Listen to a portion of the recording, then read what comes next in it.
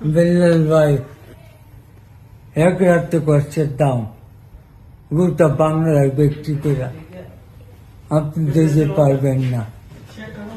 এক রাতে কষ্টের দাম আপনি 8 লাখ টাকা বুঝান। আমি এসব টাকা চাই না, আমি কারো টাকা চাই না। আমার ট্রিটমেন্ট হবে না, আমি আল্লাহর কাছে যাব, আমি আল্লাহর কাছে চাইব।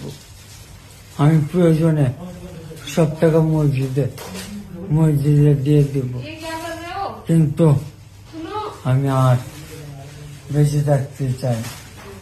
গুড বাই বিল্লাল ভাই, তুমি আমার কষ্ট বুঝো। Bye bye, bye bye.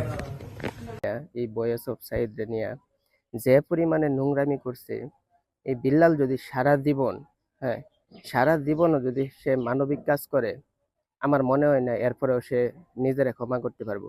কারণ এইরকম একটা মানুষের নিয়ে কি পরিমাণ নোংরামি, মানে ভিউ এর জন্য, শুধুমাত্র ভিউ ব্যবসার জন্য বলতে পারেন।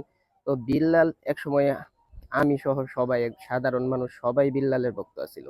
কিন্তু এই বর্তমানে সে যে পরিমাণ নোংরামি শুরু করছে, আসলে সবচেয়ে বড় কথা হইলো, একটা কথা আছে না যে ফকিন্নির ফুলাফানে যদি মানে বেশি টাকার মুখ দেখে খেলা, তখন আর মাথা ঠিক থাকে না যে কি করব। আসলে বিল্লালের পুরো বিষয়টা হয়েছে এরকম, মানে ও বিরাট লেভেলের একটা ধান্দাবাজ, মানে কেমনে টাকা কামাই করা দেব। মানে মনে হইতেছে যে ওর মতো সেলিব্রিটি আর কেউ হয়েছে না বাংলাদেশও, ওর মতো জনপ্রিয়তা আর কেউ পাইছে না। তো ওর হইলো যে তারে যারা ভালোবাসে, তার যারা ভক্ত, ওদের কাছ থেকে কেমনে 2 টাকা আদায় করা যাইব, কেমনে ধান্দাবাজি করা যাইব, ওর ধান্দাটাই হয়েছে এরকম।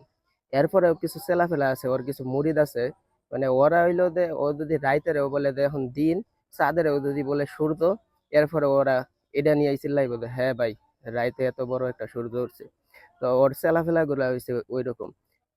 শেষ কথা হইলো যে এই ভয়েস অফ সাইদ যদি পৃথিবীতে না থাকে বা থাকেও, এরপরেও বিল্লাল আর ওর চেলাফেলারা যদি সারা জীবন মানবিক কাজ করে, এরপরেও এই নোংরামির জন্য ওরা নিজেদের ক্ষমা করতে পারতো না।